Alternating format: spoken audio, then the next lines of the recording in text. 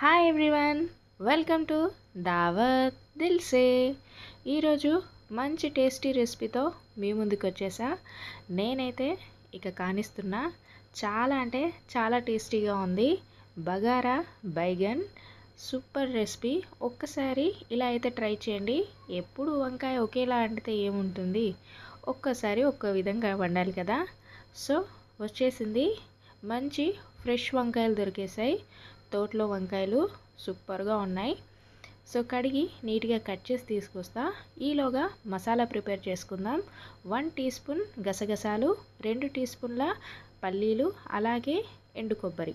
So ఈ మూడింటిని కాస్త లైట్గా వేయించి ఇలా మిక్సీ జార్లో వేసుకొని కాస్త వాటర్ వేసుకొని పేస్ట్ చేసి పక్కన పెట్టేద్దాం. ఈలోగా కర్రీకి కావాల్సినవి కట్ చేసి తీసుకొచ్చేసా. ఉల్లిపాయలు ఒక పెద్దది, అలాగే పచ్చిమిర్చి 4-5, మెంతి ఆకు కొద్దిగా, కొత్తిమీర కొద్దిగా, టమాటా 3. దాంతోపాటే చింతపండు ఒక చిన్న నిమ్మపండు సైజు అలా నానబెట్టేసి పక్కన పెట్టేయండి. వంకాయలు అన్నీ కూడా గుత్తిగా కోసుకుంటే ఈ కర్రీకి బాగుంటుంది. నేను కాస్త పెద్ద సైజుగా ఉన్నవి ఇలా హాఫ్గా కట్ చేసి పెట్టుకున్నాను. మినిమం అయితే అన్ని వంకాయలు గుత్తిగానే కట్ చేసి పెట్టుకున్నా. ఓకే, స్టవ్ ఆన్ చేసేసి ఆల్రెడీ కడాయి పెట్టేసా. ఆయిల్ వేసుకుంటున్నాను ఒక 3 టేబుల్ స్పూన్. ఆయిల్ కాస్త ఎక్కువగానే పడుతుంది. ఆయిల్ హీట్ అయిన తర్వాత ఫస్ట్ అయితే కట్ చేసి పెట్టుకున్న వంకాయల్ని ఆయిల్లో వేసుకొని ఫ్రై చేసుకోవడమే. కలర్ కాస్త చేంజ్ అయ్యి వంకాయ కూడా ఒక 50% వరకు మగ్గే వరకు దీన్ని ఫ్రై చేసుకోవడమే. ఈ కర్రీలోకి వంకాయలు లేతగా ఉంటే బాగుంటాయి. ఓకే, ఆల్మోస్ట్ వంకాయలు ఫ్రై అయిపోయింది. చూస్తున్నారు కదా, ఈ కలర్ వచ్చిన తర్వాత ఒక గిన్నెలో తీసుకుందాం. నేను కాస్త పెద్ద సైజు ఉన్న వంకాయల్ని మిడిల్లో కట్ చేసి చేసుకున్నాను. మీరు అలా గుత్తులుగా ఉంచుకుంటేనే బాగుంటుంది.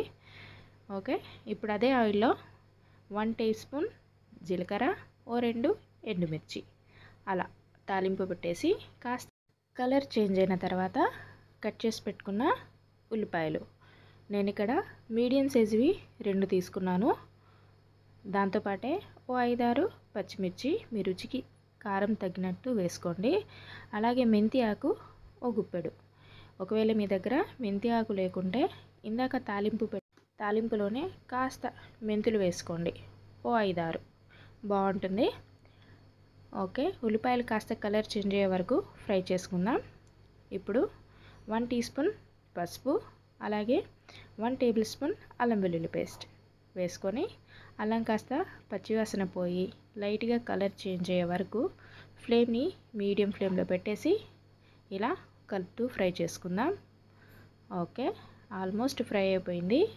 సో ఇది ముందుగా మనం మిక్సీ పట్టాం కదా మసాలా పేస్ట్, గసగసాలు, పల్లీలు, ఎండు కొబ్బరి. ఇంకా కావాలంటే ఒక టీ స్పూను నువ్వులు కూడా వేసుకొని లైట్గా ఫ్రై చేసి మిక్సీ పట్టేయచ్చు దీంతో. సో నేను ఇక్కడ వేయట్లేదు, కాస్త పల్లీల ఫ్లేవర్ ఎక్కువగా తీసుకున్నాను. అలాగే గసగసాలు, ఎండు కొబ్బరి సరిపోతుంది. ఈ పేస్ట్ని ఒక 2 నిమిషాలు ఆయిల్లో ఫ్రై చేసిన తర్వాత వాటర్ వేసుకుంటున్నాను. సో పల్లీలు వేసాం కాబట్టి తొందర అడుగున పడుతుంది. సో వాటర్ పక్కన పెట్టేసుకోండి. సో అదే గిన్నెలో కాస్త మిక్సీ జార్ని కూడా కడిగేసి నేను ఆ వాటర్ని వేసుకుంటున్నాను. ఓకే, ఇప్పుడు కొంచెం ఆయిల్ మనకి సెపరేట్ అవ్వాలి. ఆల్మోస్ట్ ఇలా చక్కగా మొత్తం కలిసే వరకు కలుపుకొని టమాటోస్ని కూడా ఇప్పుడే వేసుకుందాం. అలాగే కర్రీకి సరిపడా ఉప్పును వేసుకుంటున్నాను. ఒకసారి బాగా కలుపుకుందాం. టమాటోలు మెత్తగా ఉడికే వరకు ఉడికించుకోవడమే.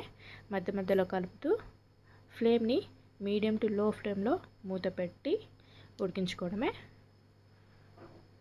ఓకే, ఒక 5 మినిట్స్ తర్వాత మూత తీసి ఓకే చూస్తున్నారా, కింద అడుగున పడుతుంది.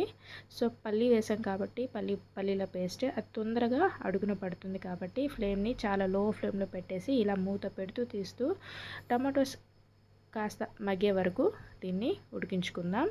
మనకి అలాగే మసాలా కూడా ఆయిల్లో ఫ్రై అవ్వాలి.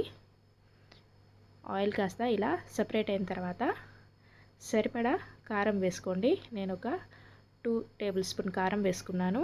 1 టేబుల్ స్పూన్ ధనియా పౌడర్, హాఫ్ టీ స్పూన్ జీరా పౌడర్ వేసుకొని ఈ మసాలా అంతా కూడా గ్రేవీలో బాగా కలిసేలా కలుపుకుందాం.